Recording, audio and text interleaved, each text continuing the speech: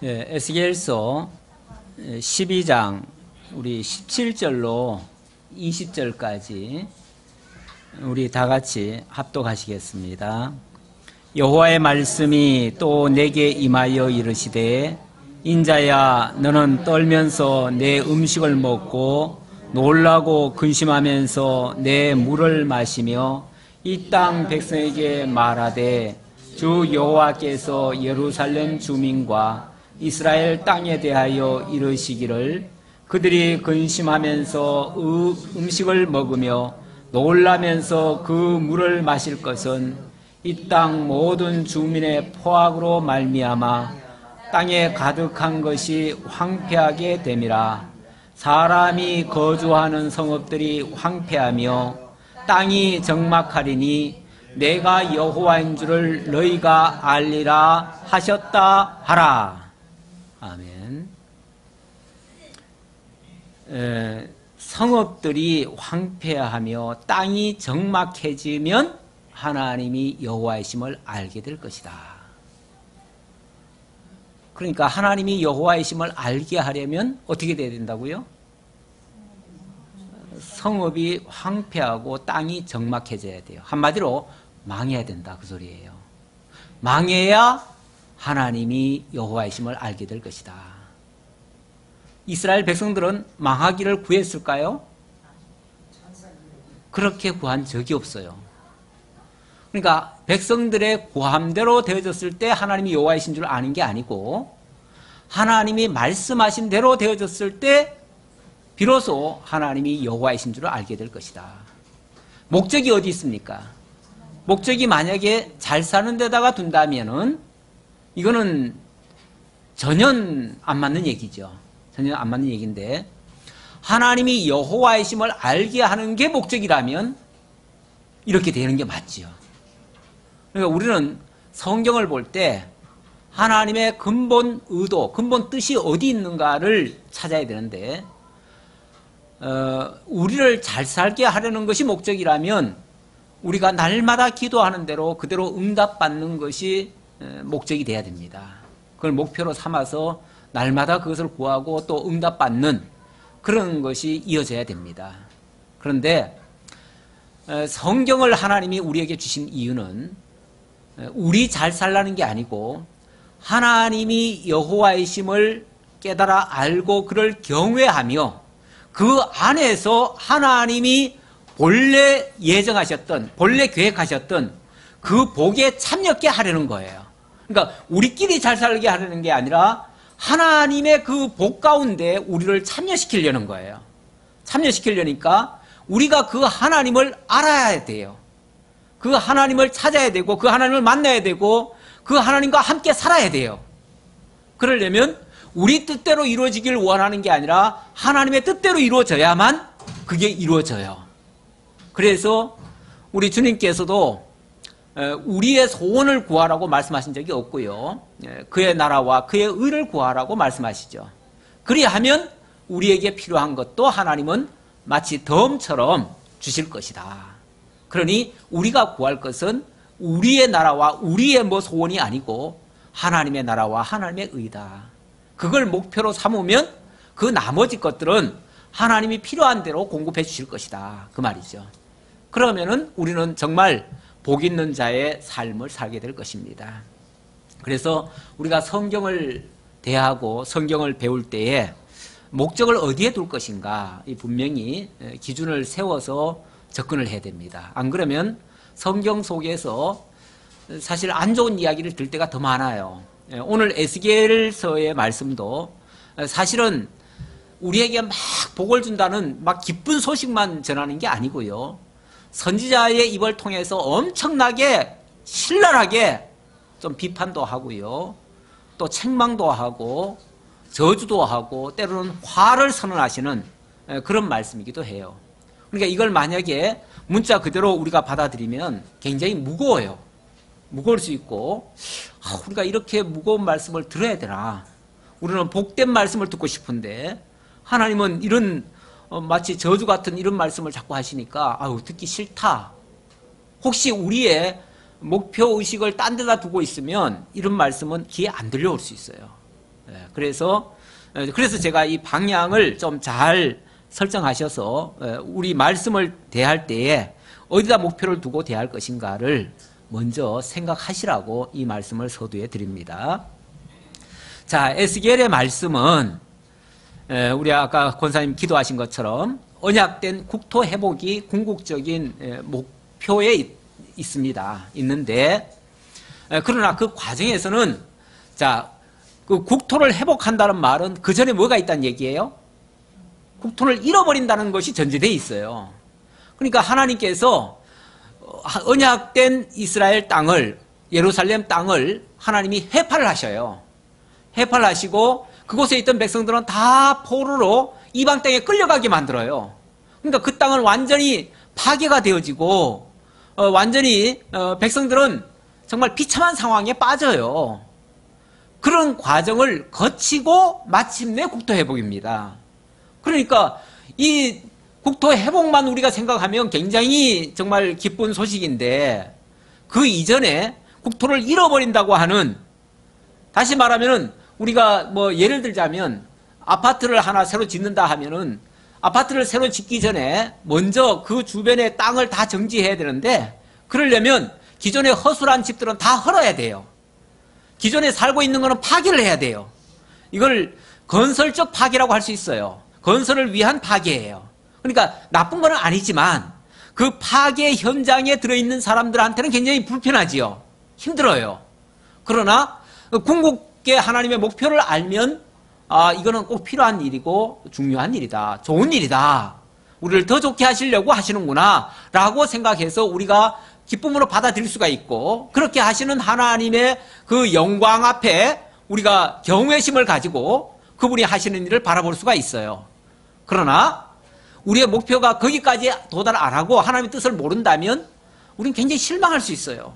우리가 바라는 거는 소소하게 여기서 그냥 잘 살고 싶은데 왜 우리를 파괴시키나? 왜 우리를 멸망시키나? 이런 이제 서운함이 있을 수가 있어요.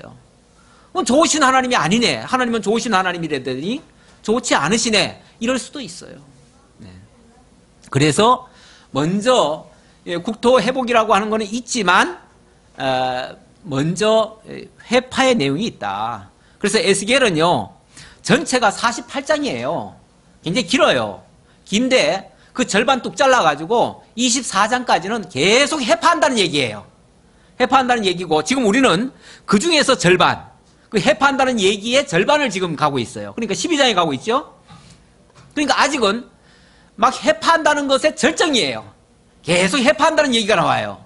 그러니까 아마 에스겔 계속 듣다 보면은 좀 지루할 수도 있어요. 계속 회파한다는 얘기를 뭐 저렇게 길게 하시나. 그런데 회파가 길면, 어두움이 깊으면요, 나중에 기쁨도 커요. 밝음도 더 많이 볼 수가 있어요.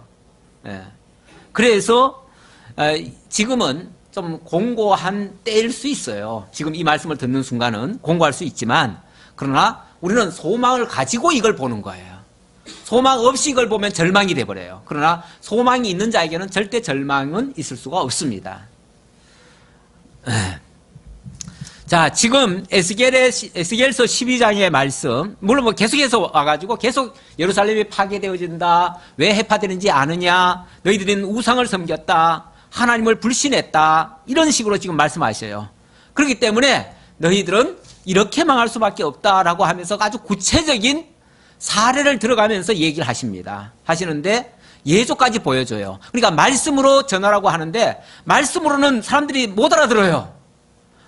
아니, 못 알아듣는 게 아니라 안 들어요. 안 들어. 왜? 듣기 싫으니까. 아니, 망한다는 소리를 누가 좋겠어요. 듣기 싫으니까 아예 귀를 닫아버리고 안 들어버려요. 그러니까 아예 실물 교육을 시키려고 예조를 보여줘요. 에스겔아, 너 아예 보따리 싸라. 내일 이사 가자. 이사를 가는데 어떻게 갈까요? 행장 다 꾸려라. 낮에는 백성들 앞에 이사 간다고 얘기해놓고 밤에는 몰래 벽을 하나 뚫어라. 구멍을 뚫어가지고 그 개구멍으로 나가라. 이사를 가는데 개구멍으로 나가래요. 이렇게 나가래요. 이건 또 무슨 일입니까? 이 백성들이 이렇게 성 안에 갇혀가지고 완전히 이제 함락될 건데, 그렇게 되면 너희들 왕이 이제 자기만 살겠다고 계곡으로 도망갈 거다. 그러면은 그 왕을 저 대적들이 잡아다가 이제 눈을 감고 갈 거다 그랬는데, 안 보고면서 갈 거다 그랬는데, 그러면 이제 나중에 그 대적이 느부갓네살이 누굽니까? 시드기야 왕의 두 눈을 뽑고 그 자녀들을 죽이고, 그리고 쇠사슬로 묶어가지고 끌고 갈 거다. 굴비 엮듯이 끌고 갈 거다. 이런 식으로 설명하는 거예요. 이런 식으로. 그러니까 얼마나 비참해요. 이렇게 될 거라고 했는데, 그러면서 그 뒤에 무슨 말씀이 나오냐면, 제가 지난주에 말씀 조금만 설명 더 드려볼게요. 11절에 보면 11절에 그 말이 나와요. 또 말하기를 나는 너희 징조라. 내가 행한 대로 그들도 포로로 사로잡혀 가리라. 무리가 성벽을 뚫고 행장을 그리로 가지고 나가서 그 중에 왕은 어두울 때 어깨에 행장을 메고 나가며 눈으로 땅을 보지 아니하려고 자기 얼굴을 가리리라 하라. 이렇게 얘기했는데 실제로 왕이 계곡으로 도망가다가 붙잡혀가지고 두 눈이 뽑히고 끌려가는 이렇게 역사가 이루어져요. 이루어지면 15절 볼까요? 15절에 보면 내가 그들을 이방인 가운데로 흩으며 여러 나라 가운데 해친 후에야 내가 여호와인 줄을 그들이 알리라. 이렇게 되어지면 하나님이 여호와이신 줄 알게 된대요. 무슨 소린가? 여호와라는 단어는요, 말씀하시고 말씀대로 이루시는 자라는 뜻이에요. 그러니까 하나님이 이렇게 지금 예고를 했어요. 또 예조까지 보여줬어요. 보여줬는데 그 말씀 그대로 이루어진다는 거죠. 그러니까 하나님은 그렇게 말씀하신 그대로 이루시는 하나님이시다. 이걸 보여준다는 거죠. 왜 이게 필요하냐면, 그래야 하나님의 말씀은요, 단 하나도 하늘의 씨앗도 땅에 떨어지는 법이 없어요. 또 떨어지면은 싹이 나지 않는 법이 없어요. 그대로 이루어진다 그 말이에요. 그래서 하나님은 정말 신실하신 분이시고 말씀하신 그대로 이루시는 분이시고, 그래서 성경 전체 속에서 하나님이 말씀하신 건 다 이루어진다. 어떻게 이루어지는가? 그리스도를 통해서 이루어질 것이다. 이제 그런 얘기예요. 성경 전체적으로 보면 그렇다는 얘기예요. 그래서 하나님은 언약하시고 언약대로 역사 속에서 이루시고, 그것이 실체적으로는 그리스도를 통해서 완성하시고, 영적으로는 그리스도를 통해서 완성하시고, 오늘 우리에게까지 그 언약은 그대로 살아 있습니다. 실물적으로 이루어지는 게 아니라 우리는 영적으로 이루어지는 거죠. 우리는 이제 그리스도 안에서 영적으로 이루어집니다. 그래서 옛사람은 죽어지고 새사람으로 거듭나고, 옛사람이 죽어진다는 것은 우리가 옛사람, 과거 사람은 다 죄와 사망 가운데 완전히 죽어지는 거 아니겠어요? 이게 어찌 보면 파괴의 역사예요. 파괴의 역사인데, 그 파괴의 역사가 있기 때문에 그리스도를 통한 새로운 건설의 역사가 또 있는 거예요. 그게 구원의 역사예요. 우리는 그 구원을 이루게 하시려고 하나님이 죄와 사망 가운데 사실은 파괴의 역사도 있게 하신 거죠. 이 파괴의 역사를 통해서 하나님의 공의가 드러나고요, 이 건설의 역사를 통해서 하나님의 사랑이 드러나요. 그래서 하나님의 공의와 사랑은 마치 병행하는 것처럼 함께 역사를 하시고 우리들의 깨닫게 하심으로, 그래서 이 두 가지가 합쳐졌을 때 하나님은 살아서 역사하시고 섭리하시고 주관하시는 분이심을 우리에게 극명하게 보여주는 거예요. 그랬을 때 우리가 그분을 경외하면서 그분을 정말 존경하고 따르고 믿고 이렇게 할 수가 있는 거죠. 자, 이제 본문 다시 봅시다. 여호와의 말씀이 또 내게 임하여 이르시되, 인자야 너는 떨면서 내 음식을 먹고 놀라고 근심하면서 내 물을 마시라. 이번에는 이제 두 번째 예조가 뭐냐면, 아까는 그 행장 꾸려가지고 이사 가라는 장면이었고요, 이번에는 밥 먹을 때 막 놀라면서 벌벌 떨면서 이렇게 음식을 먹으래요. 우리는 음식 먹을 때 어떻게 먹어야 됩니까? 아주 편안한 마음에서 먹어야지요. 그래야 체하지도 않을 텐데, 이렇게 아마 두려워 떨면서 음식 먹으면 아마 다 이게 체할 거예요. 그런데 너는 음식을 먹을 때 딴 사람 보는 앞에서 그렇게 하라는 거예요. 보는 앞에서 음식을 먹는데 막 벌벌 떨면서 막 무서워가지고 곧 죽을 것처럼 이렇게 먹으라는 거죠. 그리고 물을 마시면서도 물 한 잔 마시는데도 그냥 아주 근심 어린 그런 모습으로 물을 마시라는 거죠. 왜 그렇게 하냐면 19절에 보니까 이 땅 백성에게 말하되 주 여호와께서 예루살렘 주민과 이스라엘 땅에 대하여 이르시기를 그들이 근심하면서 그 음식을 먹으며 놀라면서 그 물을 마실 것은 이 땅 모든 주민의 포악으로 말미암아 땅에 가득한 것이 황폐하게 됩니다.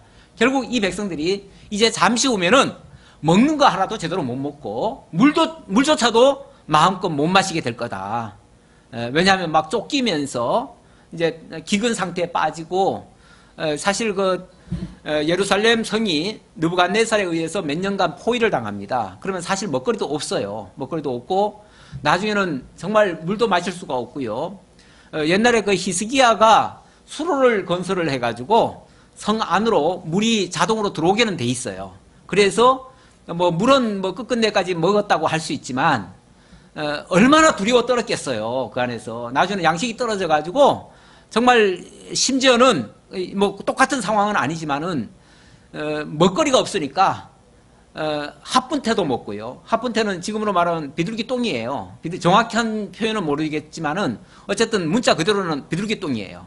그것까지도 주워 먹었다는 얘기가 나오고, 나중에 보면은 자녀들까지 굶어 죽은 자녀들이 있을 거 아니에요. 그 자녀들을 오늘은 네 자식 먹고 내일은 또 누구 자식 먹자 그러는데 그 자식을 안 내놔가지고, 자기 자식은 안 내놔가지고 남의 자식은 먹고 자기 자식은 안 내놔가지고 그것 때문에 막 싸우는 걸 또 보고 그런 장면도 나온 적이 있어요. 물론 이 사건과는 똑같은 상황은 아닐 수 있어요. 그러나 전쟁이라고 하는 게요, 극심하게 오래되면요 인육까지도 먹을 수가 있습니다. 그런 일이 벌어지기도 하는데, 어쨌든 그 성 안에 있는 자들이 이렇게 먹거리 하나도 제대로 챙기지 못할 정도로 비참해질 것이다 라는 걸 보여주는 장면이에요.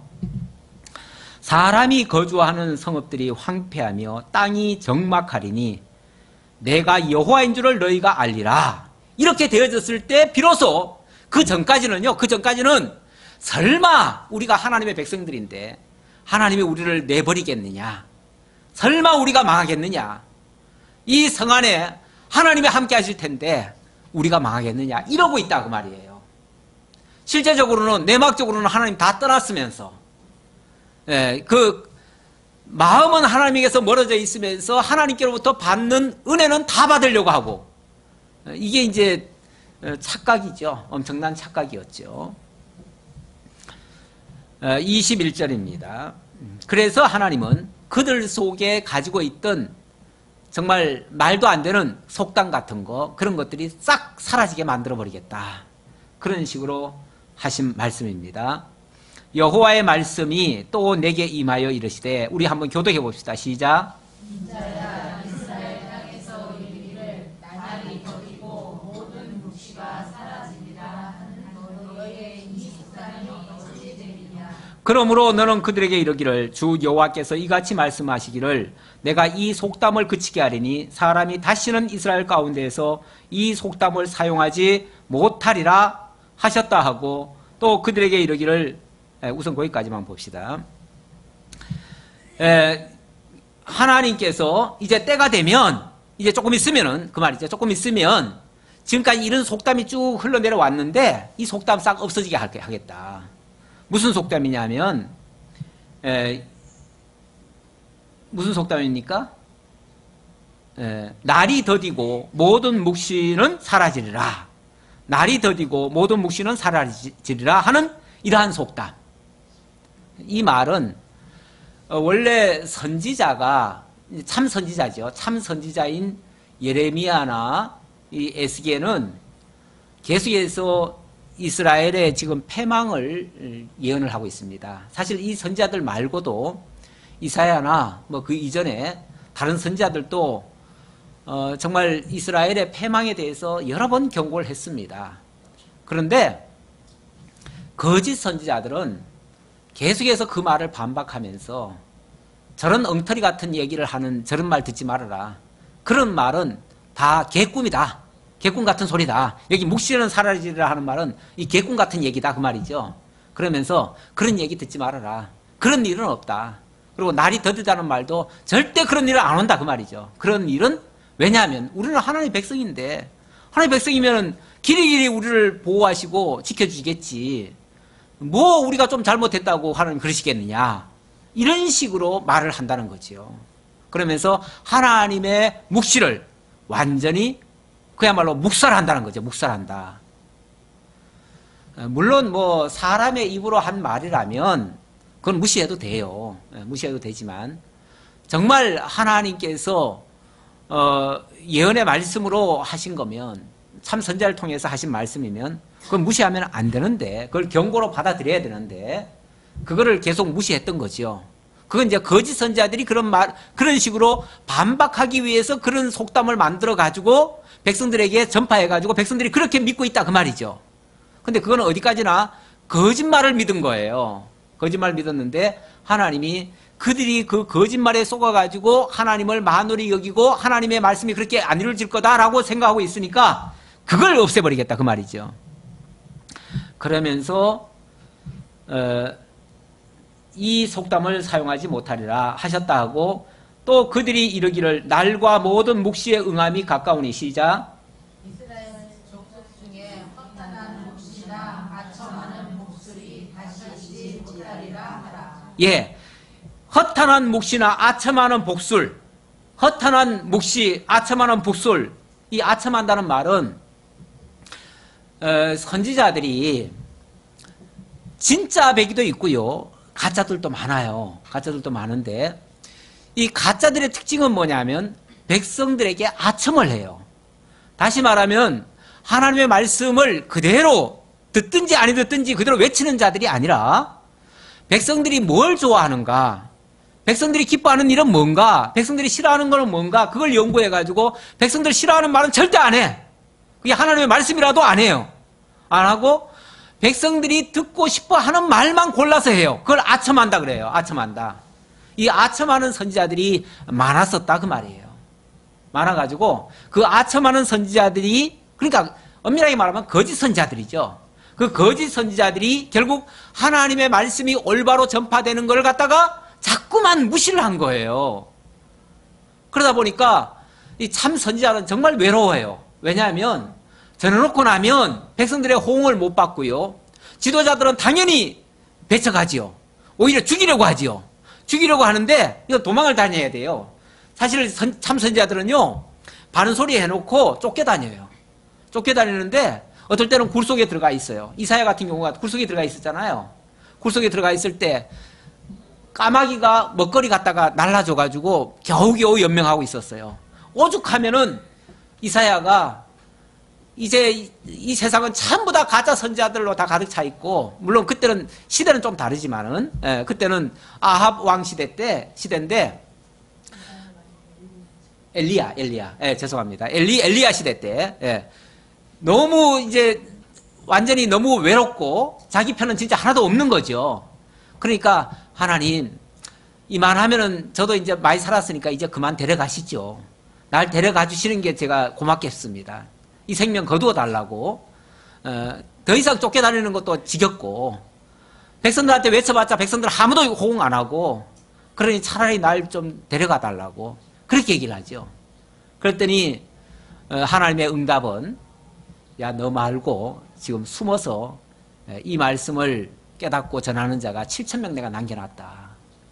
그러면서 위로하시죠.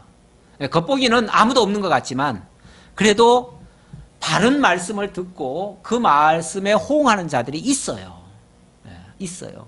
그래서 그것 때문에 절망하지 않고 하나님의 미세한 음성을 들어가면서 끝까지 사역한 모습이 나오는데, 자, 이렇게 백성들에게 그 입에 발린 그런 소리 해가지고 백성들 기나 달콤하게 해주는 그런 가짜 선지자들이 많았습니다. 사도 바울이 그런 말 하지요. 내가 사람을 기쁘게 하랴 하나님을 기쁘게 하랴. 사람을 기쁘게 한다면 나는 하나님의 종이 아니니라. 이런 말씀하시죠. 진짜 우리가 하나님의 종이라면 때로는 좀 듣기 힘들지만 해야 될 말은 해야 되는 겁니다. 그러려니까 우리가 거스르는 말도 빼놓지 않고 전하는 겁니다. 우리 교회는 꼭 듣기 좋은 말씀만 전하지 않습니다. 경우에 따라서는 이렇게 에스겔처럼 이렇게 호통치는 말씀도 전합니다. 어쩔 수 없이. 왜냐하면 그 말씀 속에서도 하나님의 공의로움이 드러나고 하나님의 능력의 영광이 보이고 하나님이 여호와이심을 증거하고 있으니까요. 그래서 있는 그대로 증거합니다. 때로는 거슬릴 수도 있어요. 그러니까 나한테 초점을 맞추지 마시고 하나님의 뜻에다가 목표를 두셔가지고 하나님의 말씀으로 이해를 하시면 좋으리라 생각합니다. 자, 24절입니다. 이스라엘 족속 중에 허탄한 묵시나 아첨하는 복술이 다시 있지 못하리라 하라. 시작. 나는 여호와라. 내가 말하리니 내가 하는 말이 다시는 거짓지 아니하고 공감하리라.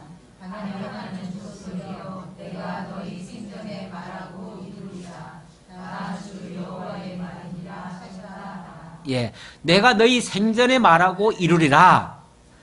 나는 여호와라. 내가 말하리니 내가 하는 말이 더디지 아니하리라. 예.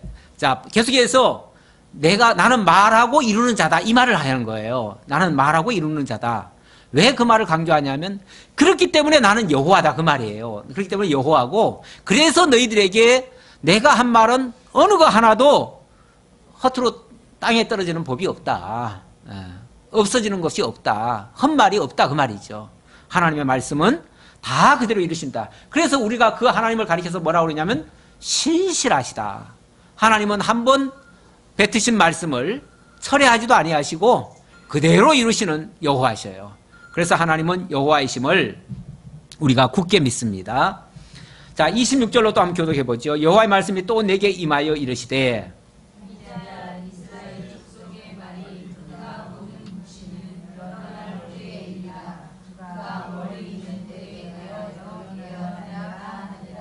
예, 여러 날 후에 이르라. 멀리 있는 일에 대하여, 멀리 있는 때에 대하여 예언하였다 하느니라. 그렇죠. 뭐 하나님의 말씀이 곧 당장 이루어질 것만 얘기하는 건 아니죠. 좀 먼 훗날에 되어질 것이지만, 그러니까 궁극적으로는요, 장차 그리스도를 통해서 온전히 이루어질 말씀들이에요. 그렇지만 또 그 역사적으로는 그 얼마 후에, 잠시 후에 이루어질 일들이에요. 그래서 모든 예언은요, 모든 하나님의 말씀은 이중적인 예언입니다. 그 당시 역사 속에서도 실제적으로 한번 이루어지고요. 그것은 영적으로 그리스도를 통해서 완성이 되어져요. 그래서 그리스도는 온전히 하나님의 말씀을 다 이루시는 자예요. 그러므로 너는 그들에게 이르기를 주 여호와의 말씀에 나의 말이 하나도 다시 더디지 아니할지니 내가 한 말이 이루어지리라. 나 주 여호와의 말이니라 하셨다 하라. 예, 나의 말은 하나도 다시 더디지 아니한다. 그 말은 하나도 이루어지지 않는 것이 없다 그 말이죠. 하나도 하나님의 말씀은 정말 티끌만한 거라도 그저 하시는 말씀이 없어요. 다 그대로 이루어질 것이고 뿐만 아니라 반드시 이루어진다. 반드시 내가 한 말이 이루어지리라. 왜냐하면 주 여호와의 말이기 때문에, 주 여호와가 하신 말씀이기 때문에 하나님이 말씀하시고 이루시는 분이신데 어떻게 그 입에서 나온 말씀이 안 이루어지겠느냐 그 말이죠. 자, 13장으로 넘어갑니다. 13장의 내용은 약간은 바뀌지만 큰 흐름에서는 바뀌지 않습니다. 역시 이번에는 또 죄에 대해서 무슨 죄냐면 거짓 것을 따른 죄입니다. 거짓 것. 이 거짓 것을 외치는 자가 있고요. 그 거짓 것을 따르는 자들이 있죠. 외치는 자는 거짓 선지자들이고요. 또 그 따르는 자들은 어리석은 백성들이죠. 그런데 어쨌든 이 13장은 그 가운데서 거짓 선지자를 책망하는 내용이에요. 거짓 선지자. 이 거짓 것을 사람들이 믿는 이유는 거짓 것을 외치는 자가 있기 때문에 그래요. 거짓 것이 없으면 얼마나 좋겠어요. 우리 하나님이 참 거짓 것을 싹 다 없애버렸으면 얼마나 좋겠어요. 가끔 그런 생각하지요. 왜 하나님은 에덴 동산에 그 뱀을 놔두셔가지고 그놈이 속여가지고 아담을 범죄하게 하고 우리도 모두 다 죄 아래 들게 하셨는가. 그때 그 뱀만 싹 없앴으면, 하나님이 안 만들었으면, 그 뱀도 하나님 만드신 것 맞잖아요. 그렇죠? 예. 하나님이 안 만드신 건 하나도 없으니까 하나님 그것만 안 만들었으면, 또 뱀은 놔두고 선악을 알게 하는 나무의 열매만 안 만들었어도 괜찮지요.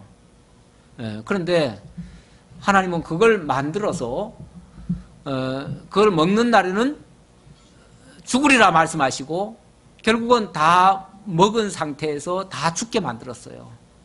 근데 이게 어찌 보면 파괴 역사이긴 하지요. 파괴 역사이긴 하지만 그걸 통해서 그리스도를 보내어 구원하시기 위한 구원의 전제되는 사건이에요.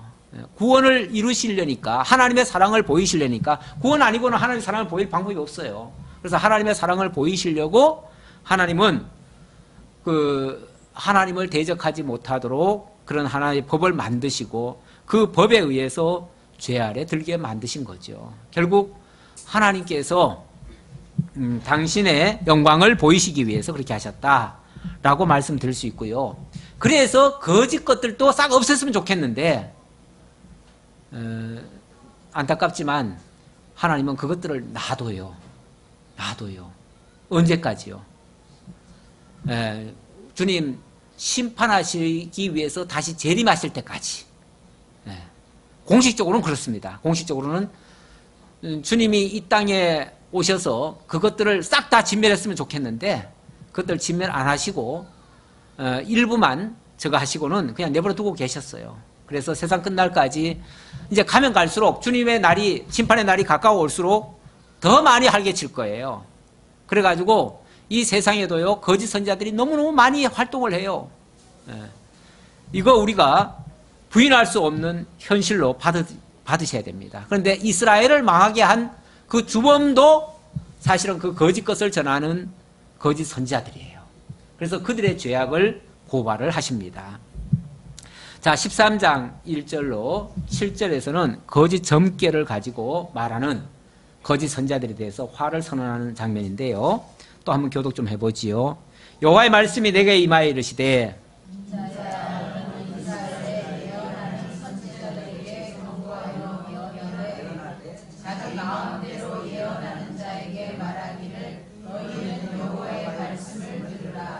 주 여호와의 말씀에 본 것이 없이 자기 심령을 따라 예언하는 어리석은 선지자들에게 화 있을진저.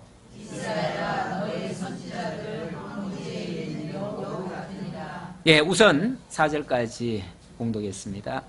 교독했습니다. 자, 이스라엘에 예언하는 선지자들에게 경고해서 예언해라. 어떤 선지자들입니까?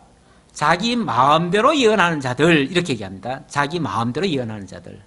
자기 마음대로 예언한다는 말은 하나님이 보여준 것도 없는데, 본 적도 없으면서 자기 마음 속에 이럴 것이다 라고 추정을 하든지, 아니면 어떤 상황을 보면서 그렇게 자기 마음대로 해석을 해버리는 거죠. 다시 말하면 객관적인 진리의 기준이 없는 거예요.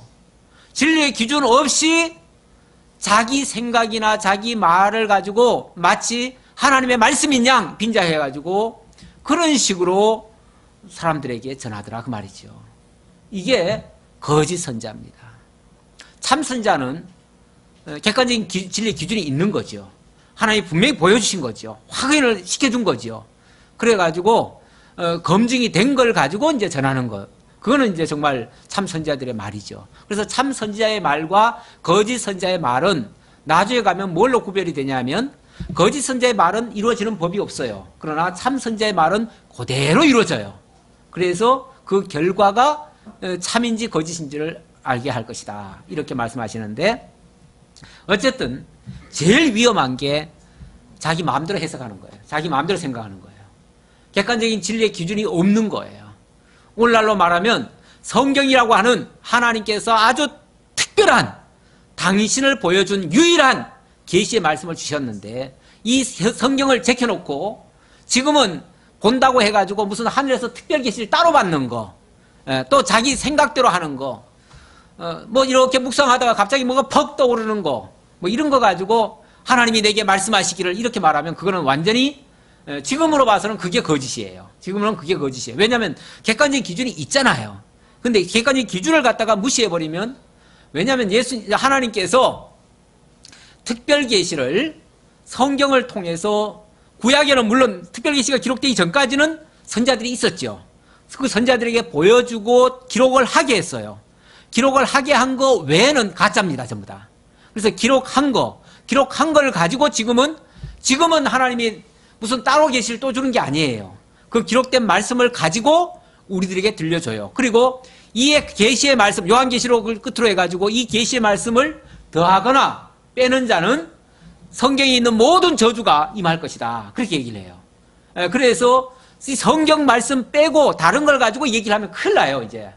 다른 거는 절대 말하면 안 돼요. 내가 어젯밤에 하나님이 꿈으로 나한테 보여주셨다. 이거 거짓말입니다.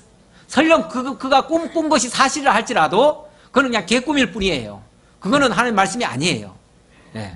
그래서 하나님이 말씀하신 것, 이 당시는 기록된 말씀이 없었을 때이기 때문에 하나님이 직접 보여준 걸로 말씀하시고요. 지금은 바로 기록된 말씀으로 하는 거다. 이렇게 이해하시고요. 자, 그러면서 만약에 이런 선지자가 있다면 그들은 여우 같다. 이렇게 표현합니다. 여우 같다. 여우는 일단 교활하죠. 교활한데, 자, 5절부터 또 교독을 배울까요? 너희 선지자들이 성 무너진 곳에 올라가지도 아니하였으며 이스라엘 족속을 위하여 여호와의 날에 전쟁에서 견디게 하려고 성벽을 수축하지도 아니하였느니라.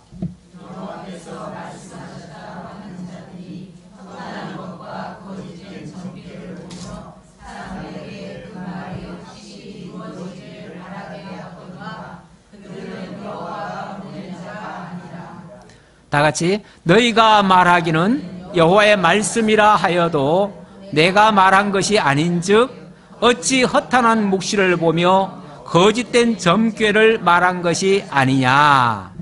하나님이 보여주거나 들려준 말씀이 아닌데 하나님의 말씀이라고 한다면 그건 결국 너들 자기들 점괘 가지고 말한 거 아니냐 그 말이죠. 자기 기준은 있겠죠. 자기 기준이 바로 점괘예요.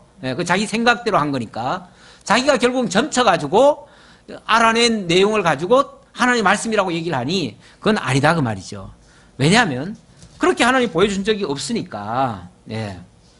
그래서 자기네들이 직접 듣지도 않았고 올라가지도 않았고 심지어는 그 성 무너진 곳에 올라가지도 않았고 이스라엘 족속에 위해서 전쟁에서 견디게 하려고 성벽의 수축도 안 했고, 다시 말하면 그 성을 보호할 어떠한 대책도 세운 적이 없고 어떠한 노력도 한 적이 없으면서 그러면서 평안하다, 안전하다, 괜찮다, 그냥 막연하게 하나님은 우리 편이니까 이런 식으로만 말하니까 그거야말로 거짓말 아니냐 그 말이죠. 거짓말.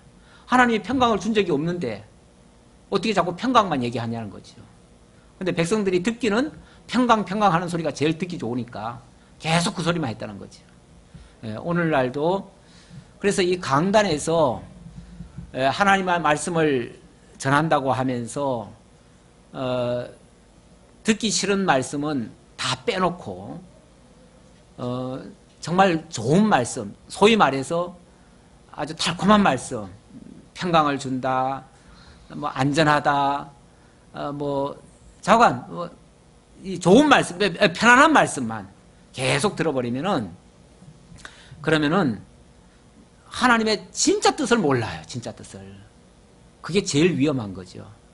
그래서 성경을 여기저기서 좋은 말씀만 골라가지고 뽑아가지고 제목 삼아서 이렇게 전하는 방식, 그걸 이제 설교 이제 보통 방식이죠. 방식인데 그게 위험합니다. 왜냐하면은 맨날 좋은 말씀만 골라가지고 뽑아서 전하니까. 그러면은 정말 하나님이 경고하고 책망하고 좀 바르게 하려고 주신 말씀은 한 번도 못 전하잖아요. 그런 소리는. 경계의 말씀을 한 번도 못 주니까 결국 백성들이 그냥 너무 편안하다가 그냥 마치 따뜻한 솥에다가 개구리 넣어놓고요. 불 때면은 따뜻해 좋아 그러다가 익어 죽어요.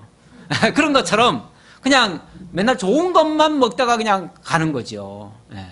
원래 음식도요. 맨날 단 것만 먹으면 금방 병듭니다. 금방 병들고 약간 쌉쌀한 거 그런 것이 건강에는 좋아요.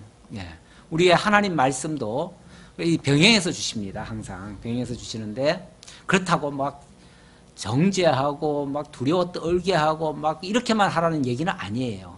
그 하나님의 근본 의도, 근본 뜻을 알려주고 이 과정 속에 이런 일도 있다라는 걸 알려줘야 우리가 삶 속에서 현실 속에서 어려운 일을 만났을 때 하나님이 이런 목적을 위해서 우리를 이렇게 이끌고 가신다라고 이해할 거 아니겠어요? 그러면은 우리가 절대로 그 일 때문에 낙망하지 않지요. 왜? 하나님 근본 의도를 아니까. 우리를 근본 망하게 하려는 게 아니고 지금 이렇게 낮추신 이유는 이렇게 높이시려고 하는 거니까. 그래서 하나님의 근본 뜻을 아는 자들은 절대로 낙심하지 않아요.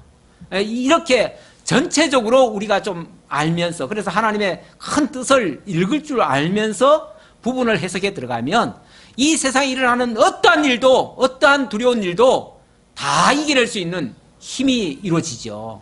그게 말씀의 능력이에요.